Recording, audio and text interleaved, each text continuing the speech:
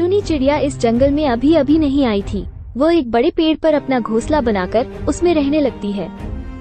एक दिन टुनी चिड़िया अपने घोंसले में बैठी हुई थी कि तभी वहाँ पर एक चील आता है और वो टुनी चिड़िया से कहता है, टुनी चिड़िया, मैं उस सामने वाले पेड़ पर रहता हूँ, अगर किसी चीज की जरूरत पड़े तो हमसे लेने आ जाना।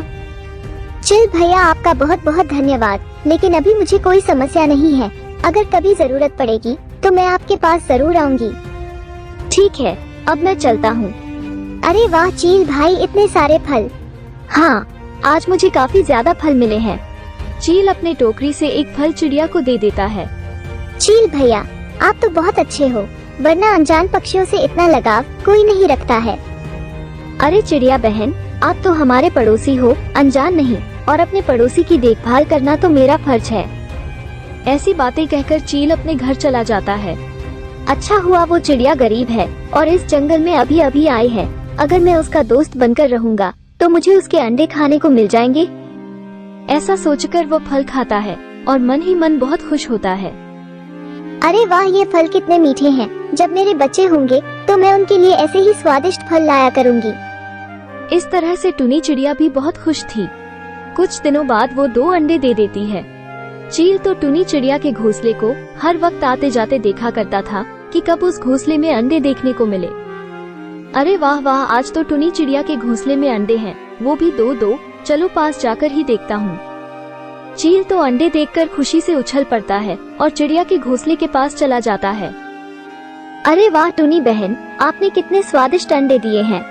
अरे चील भाई, आप ये क्या बोल रहे हो। अरे मेरा मतलब है कि आपने 2 अंडे दिए हैं तो 2 बच्चे निकलेंगे और मैं उन्हें स्वादिष्ट फल लाकर देता रहूंगा।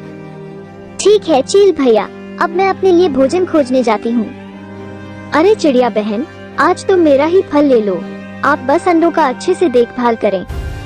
ऐसा कहकर चील वहाँ से चला जाता है। ये सब दूर डाल पर बैठा बंटी कबूतर देख रहा था। ये चिल तो कि किसी की मदद नहीं करता, फिर इस चिड़िया को फल देकर क्यों गया है। दाल में कुछ काला है। बंटी कबूतर टुनी चिड़िया के घोंसले में चला जाता है।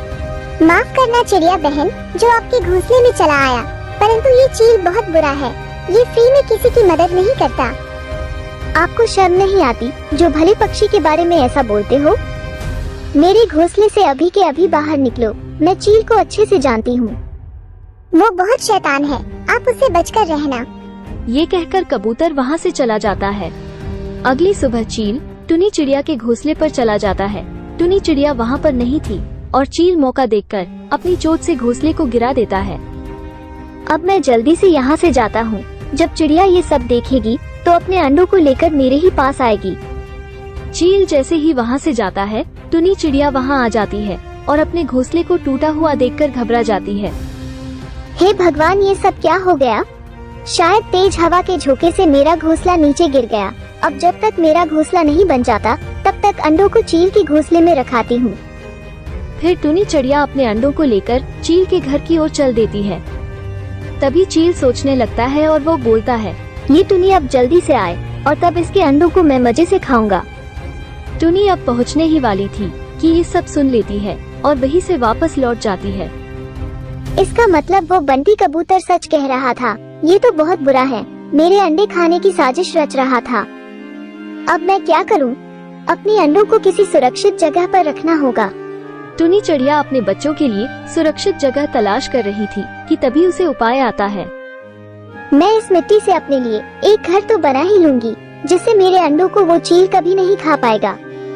फिर टुनी चिड़िया अपने अंडों को रखकर मिट्टी से घर बनाना शुरू करती है और थोड़े समय में ही एक मिट्टी का घर बना लेती है।